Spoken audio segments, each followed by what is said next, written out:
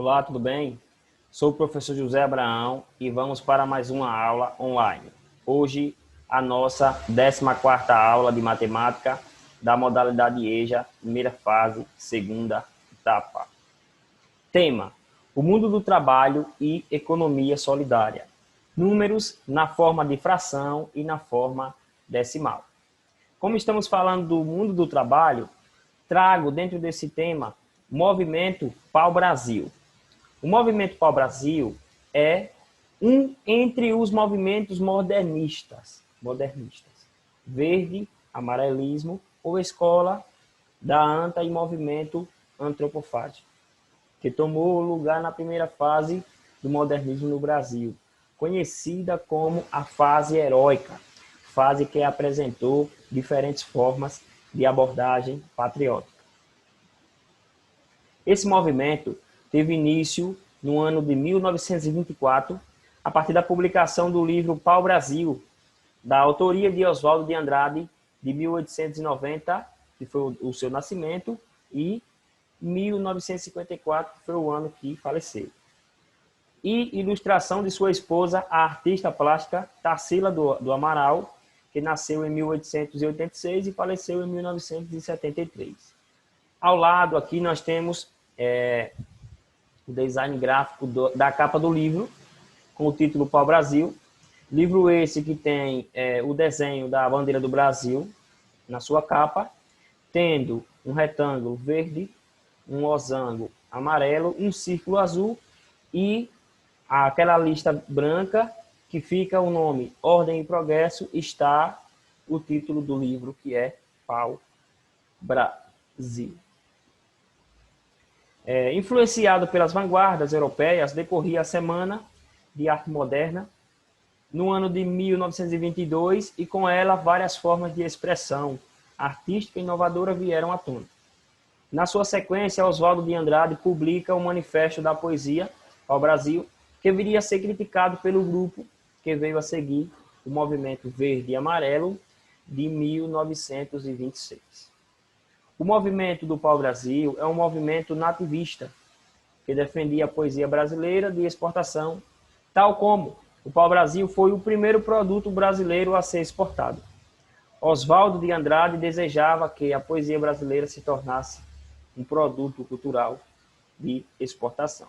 Daí foi que ele teve a brilhante escolha do nome do movimento, certo?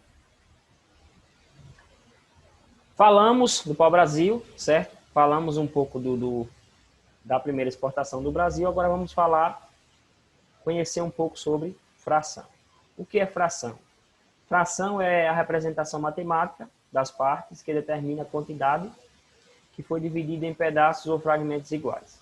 As frações são úteis em várias situações, principalmente para representar algo que não conseguimos apresentar através de números naturais.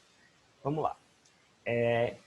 Aprenda a escrever uma fração e saiba o que significa cada termo. Vamos aprender isso agora. Vamos utilizar como exemplo a seguinte situação. Maria comprou uma pizza e dividiu ela em 4 fatias iguais. Como não estava com muita fome, ela comeu apenas uma fatia. Sobrou quanto? Sobrou 3. Que fração da pizza Maria conheceu? Vamos lá. Vemos que no texto acima, das 4 fatias que Maria tinha, ela comeu apenas uma. Ou seja, ela comeu uma fatia de 4 que ela tinha, não é isso?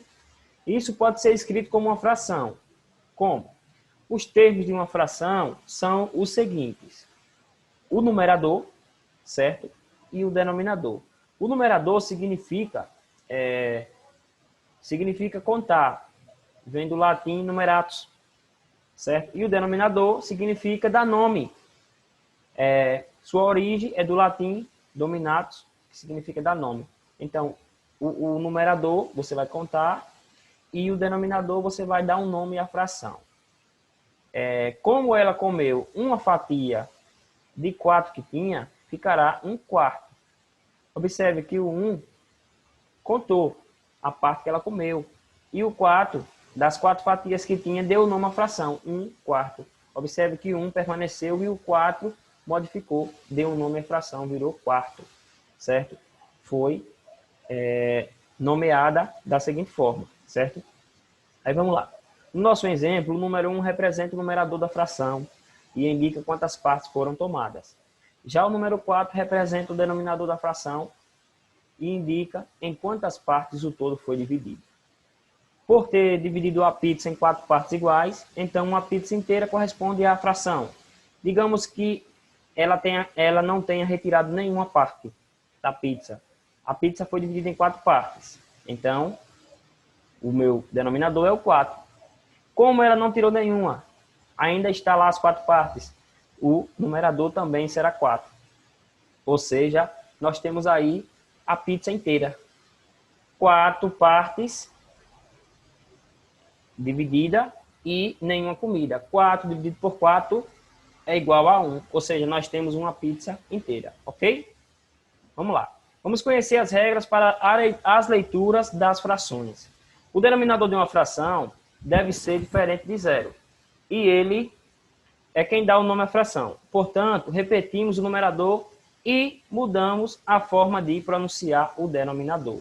O número que está lá em cima vai permanecer do jeito que está escrito, a gente vai falar do jeito que está escrito.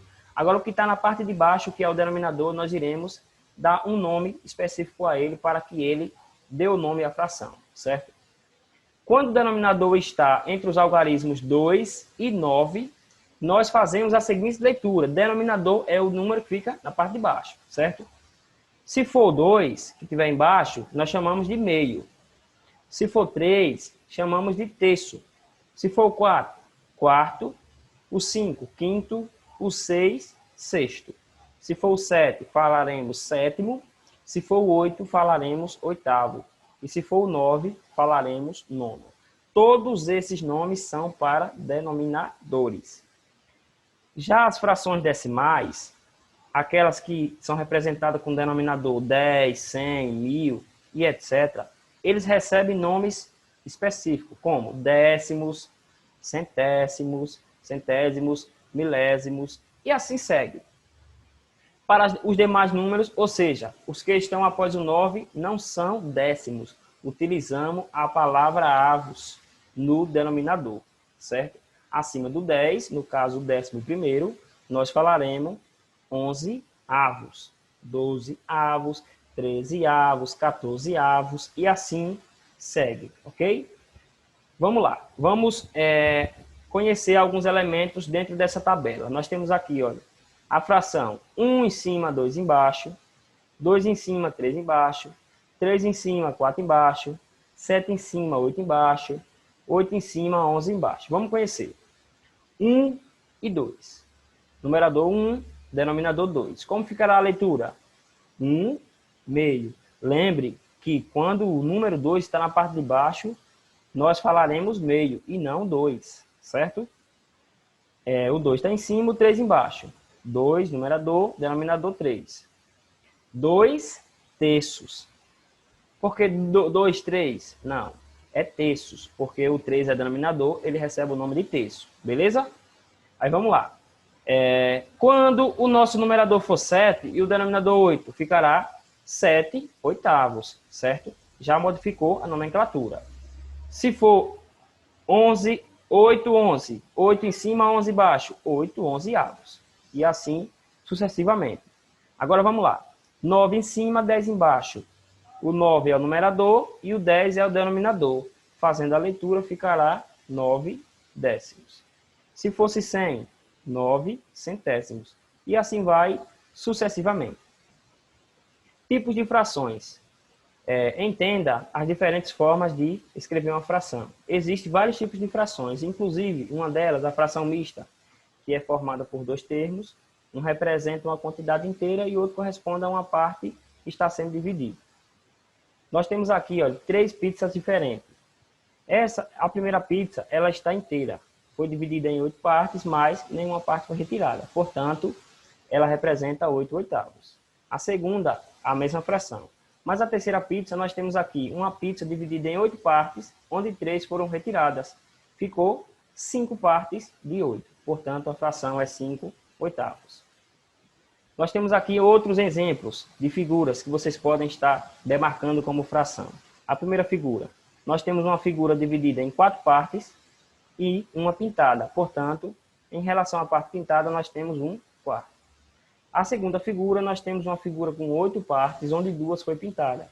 Portanto, nós podemos dizer que essa figura representa 2/8 da parte pintada. A terceira figura, o mesmo jeito, 1/4 da parte pintada. E a quarta figura, 4/16 da parte pintada. O 16 são as 16 partes que foram divididas. E o 4 é apenas as 4 partes que foi pintada. Ok? Numerador, o número que está em cima. Denominador, o que está embaixo. Numerador é aquele que numera. Denominador é aquele que domina. Certo? Que denomina. Caso tenha ficado com dúvida em relação ao tema abordado, você pode estar entrando em contato com o professor. Aqui está o contato e tirando sua dúvida. Desafio. Quem é mais pesado? 1 kg de ferro ou 1 kg de algodão? Esse é o desafio. Desde já, agradeço a todos pela atenção. Não esqueça de curtir e compartilhar os vídeos. Fiquem todos com Deus e até a nossa próxima aula online. Grande abraço.